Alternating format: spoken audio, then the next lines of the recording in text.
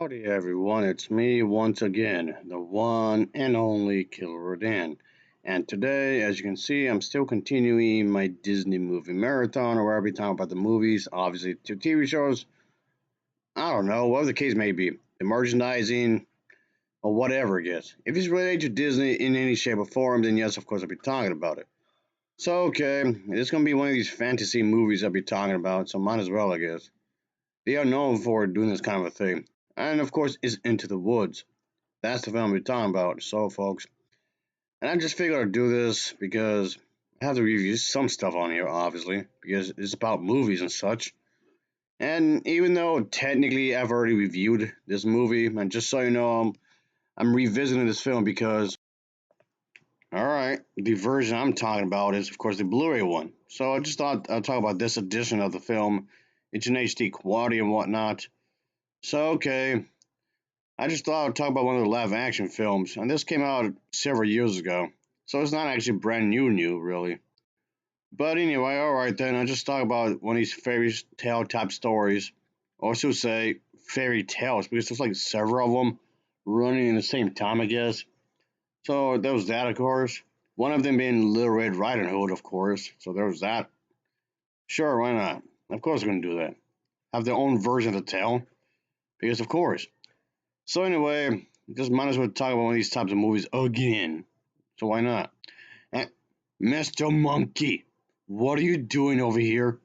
Hey, I told you to make some coffee, and you haven't done it yet. Stop slacking off. Just go and get. Seriously, go and get. Ultimately, I'm just wondering why was this needed? It just feels like Disney is running out of material to base the films on. Christ. Anyway, as always, let's talk about the plot, shall we? So, here we go. Of course, there's this witch. She's up to no good. She wants to do something bad or something. Well, of course that's going to happen because we do need some kind of drama, some kind of conflict within the story.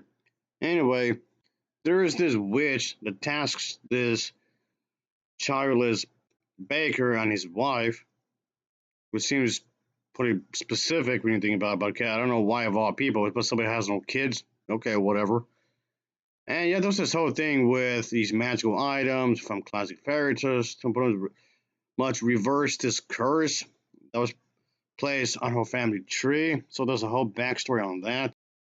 In other words, Into the Woods, this is modern take on this beloved Brothers Grimm fairy tales into a musical format. So it's like a collection of different type of story just put into one. Like Jack and the Beanstalk, that's thrown in there, obviously, when you think about it. So okay, sure, whatever. Mr. Monkey, stop being so damn lazy. What is the matter with you? I'm trying to do this video. God, Christ, that monkey. Anyway, but like I was saying, that's what this is, of course, going to be centered around about because, of course, it would. But okay, sure, there's that. Another thing, of course, you will see. Yep, Rapunzel's in this. Yeah, Blondie over here. She's definitely in this movie. And for clarification, no connection to the Tangled movie. That's just no. There's no connection here, even though both films were made by the same company. Well, that's not confusing at all. One thing I did find kind of weird, and okay, not really slamming the movie for this anyway. I know a lot of people complain about the fact that the trailers for the film didn't announce that it was a musical, which has to be one of the dumbest complaints about this movie ever. Because it's Disney. Of course it's going to be a musical. So I don't know what the hell a lot of these people were expecting, just giving this a bad review, just because of the fact that the trailers themselves didn't acknowledge the fact that it's a musical. It's Disney, you realize that, right? A good chunk of the films have been musicals. Literally all their princess movies are musicals. And they're known for their princess movies, so I don't know what they're talking about when it comes to this kind of a thing. So that's just me, this, I guess, to some extent defending the movie. So I don't get what they were trying to talk about. So okay, I don't get it. So anyway, when you think about trailers, of course you're supposed to get a sense of the story, at least to some extent, of course. And yes, obviously it's a musical. Second of all, so anyway, So I don't get. Personally speaking, I really don't care for musicals. Really, I'm not blaming the movie for that. Okay, I'm not blaming the movie for being a musical, even though I don't like these types of movies. I just watched this because it's something Disney related. Because I just wanted to watch it just because of that. I'm willing to give anything a shot. Okay, I'm willing to give anything a try. Doesn't matter if I like the genre or not, okay? Just that out there. It doesn't matter if I'm a fan or not. Regardless, a good movie is a good movie. Bad movie is a bad movie. A mediocre movie is a mediocre movie, regardless of that fact. So me being a fan of the genre is irrelevant, really, when you think about it. So anyway, Mr. Monkey, what are you doing outside? I thought I told you to fix something over here, like fix the toilet or something. Oh, anyway. Just want to wrap things up here is that, if anything, I thought this movie was pretty boring, really. And I know some people had complained about that this movie totally missed the moral of the story of the. But they're referring to all the stories that these movies are that this movie specifically is based upon. I mean, yes, Disney had made multiple movies before based on the same material. So in if anything, yes, they are pretty much recycling the same material again here. When you think about it, it's just all in one movie. But it's a good chunk of it anyway. But I know a lot of people just got really got annoyed with the fact that this movie missed the moral ideas. Like this, the original source material is supposed to have some kind of moral message. Which yes, it would be nice if that kept that intact. Sure, that would be nice. But I'm just trying to look this as a movie. It's a boring one, if anything. And there's been many adaptations of these movies anyway, even from Disney themselves, and they've done it better before. Just not with this one, really. I mean, like the Tangled movie I said earlier, that was a much better movie than this. Yes, I would actually say that was a much better movie. I'm not just saying that because it's animated either. I don't have a grudge against the Disney live action movies, really. I really don't. Even though a lot of the live action films, like this one, for example, does really do feel rather lackluster, if I'm gonna be honest here, folks. Anyway, just ultimately, it's a boring movie. It's a very boring movie. It doesn't bother me that they have like multiple stories going on at once. You can have that. That's fine. And it just requires a very skilled scriptwriter to balance so many stuff going on with multiple characters, with multiple themes going on all simultaneously. This can be a really complicated thing to handle. As mentioned earlier, folks, this is the Blu-ray version I'm talking about. There's some music on here, of course, like the one song should be back. And there's the also the fact that you could digitally download this movie and watch on your cell phone, on your laptop, on your gaming console, or what have you. So there's that, of course.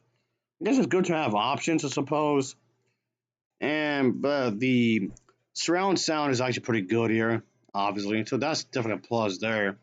Then top of that, the HD quality it actually isn't too bad, of course. And there's a whole thing where this idea the cast as good as gold. The stars share their experience of taking this epic musical journey. Then there's also Deep into the Woods, four pieces of the making of the film, including the magic of the woods, the director's commentary, uh, music and lyrics. So there's actually quite a bit of stuff going on here, folks. So yeah, it's actually pretty jam packed behind the scenes. So that's something. I'm actually glad that that has that. So kudos to you, I guess. Eh, Mr. Monkey, what are you doing over here? You're not supposed to be looking at the food. You just ate something a few moments ago. God, gluttony much. Anyway, what was I going to say? Oh yeah, this boring movie. But I just felt like they were just playing it safe, really, in some ways.